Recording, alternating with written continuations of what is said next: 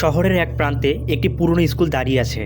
সময়ের সাথে স্তব্ধ হয়ে যাওয়া সেন্ট পল স্কুল, একসময় যার নাম ডাক শহরের সবচেয়ে ভালো স্কুল হিসেবে ছিল, কিন্তু এখন এই স্কুল এক ভুতুড়ে জায়গা হিসেবে পরিচিত। 20 বছর আগে স্কুলের শেষ ক্লাস চলাকালীন সময়ে একটি ভয়ঙ্কর ঘটনা ঘটে যায়। একদিন দুপুরে হঠাৎ করে স্কুলের ঘন্টা বেজে ওঠে।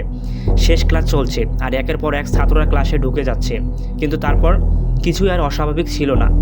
ওই দিন 5 জন ছাত্র স্কুলে ক্লাসে ঢোকে আর বের হয়নি। সিসিটিভি ফুটেজও তাদের খুঁজে বের করতে পারেনি। তদন্ত হলে ফলাফল শূন্য। আর সে ঘটনার পর থেকে মানুষ কোথায় কোথায় বলে, শেষ ঘন্টা বাজলেই যে ঢোকে সে আর ফেরে না। এই ভয়ঙ্কর ইতিহাসের পেছনে এটি রহস্য লুকিয়েছে, যা কেউ জানে না। অথচ স্কুলটি বন্ধ, তবে স্থানীয়দের মতে প্রতিদিন রাত 12:03 ঘন্টা বাজে, অথচ সেই ঘন্টা কখনো বন্ধ হয়নি। এই রহস্যের অনুসন্ধান করার জন্য বের হয় রাফিন। সে এক তরুণ সাংবাদিক। সে এবার সিদ্ধান্ত নেয় পুরো সেন্ট পল স্কুলের ভেতরে ঢুকবে, সেই রহস্য উন্মোচন করবে। রাফিন স্কুলের সামনে এসে দাঁড়ায়। গেটটা অদ্ভুতভাবে খোলা, হালকা ঠান্ডা বাতাস বয়ে আসছিল, যেন এক অদ্ভুত ঘটনার অঙ্গীকার। সে তার ক্যামেরা ভয়েস রেকর্ড বের করে এবং ডিভাইস হাতে নিয়ে স্কুলের ভেতরে ঢুকে পড়ে।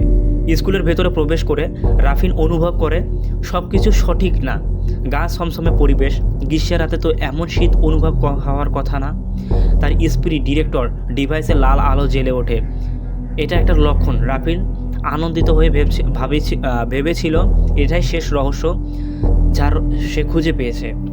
সে একে একে স্কুলের করিডোর পেরিয়ে ক্লাসরুমে যায়, কিন্তু তখনই এক অদ্ভুত অনুভূতি আসে। তার ক্যামেরা হঠাৎ বন্ধ হয়ে যায়, ভয়েস রেকর্ডার শোনা যায় না। সে ভাবতে থাকে তো কিছু ঠিক নেই, কিন্তু তার হাতের রেকর্ডার পড়ে যাওয়ার আগেই অজানা একটি ভয়ানক আওয়াজ শোনা যায়। তুমি কি প্রস্তুত চিরকাল ছাত্র হতে? রাফিনের আশেপাশে তাকায়, কিছু দেখা যায় না, কিন্তু ঘরের একপাশে ম্লান আলোতে ধীরে ধীরে অন্ধকার ছায়া উদয় হয়। আস্তে আস্তে ছায়া মানুষ আকৃতির হয়ে ওঠে। এরা তারাই ছিল যারা হারিয়ে গেছিল 20 বছর আগে।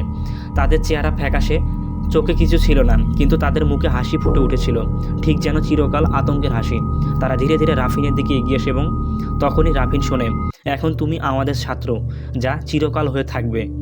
রাফিন ভয় পেয়ে দরজার দিকে দৌড়াতে থাকে, কিন্তু দরজা মিলিয়ে যায়। তার পাশে শুধু অন্ধকার, শীতল বাতাস আর এক অদ্ভুত ঘণ্টার শব্দ।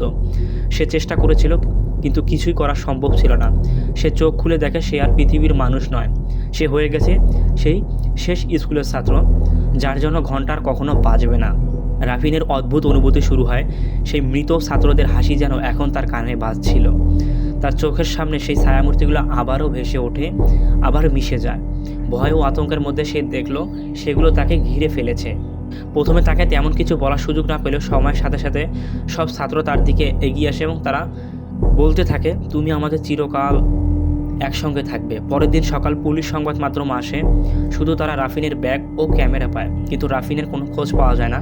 বেকস ভয়েস রেকর্ডার চালু ছিল আর সেখানে শোনা যায়, তুমি এখন আমাদের ছাত্র আর তা চিরকাল হয়ে থাকবে। এখন সেই স্কুল গেটের মানুষের আসা যাওয়া বেড়ে গেছে। কেউ কেউ ক্যামেরা নিয়ে আসে, কেউ দেখে না, কিন্তু সবার সামনে একটি প্রশ্ন, শেষ ঘন্টা কি কখনো থামবে না? যারা ঢুকেছে তারা কি কখনো আর ফিরবে না? এটাই সেন্ট পল স্কুলের অভিশপ্ত গল্প, আর হয়তো এই গল্প কখনো শেষ হবে না। আজও কেউ যদি সেন্ট পল স্কুলে যায়, সময় যেন থেমে যায়, ঘন্টা বাজে, অন্ধকার আসে, যাদের ভিতরে প্রবেশের সাহস হয় তারা আর কখনো ফিরে আসে না। তো এটাই ছিল আজকের ভিডিও। সো ভিডিওটা ভালো লাগলে অবশ্যই লাইক করবেন, আর আপনি যদি আমাদের চ্যানেলে নতুন হয়ে থাকেন অবশ্যই চ্যানেলটিকে সাবস্ক্রাইব করে পাশে থাকবেন, আর নতুন নতুন ভিডিওর জন্য অবশ্যই ওয়েট করবেন। আল্লাহ হাফেজ, আসসালামু আলাইকুম।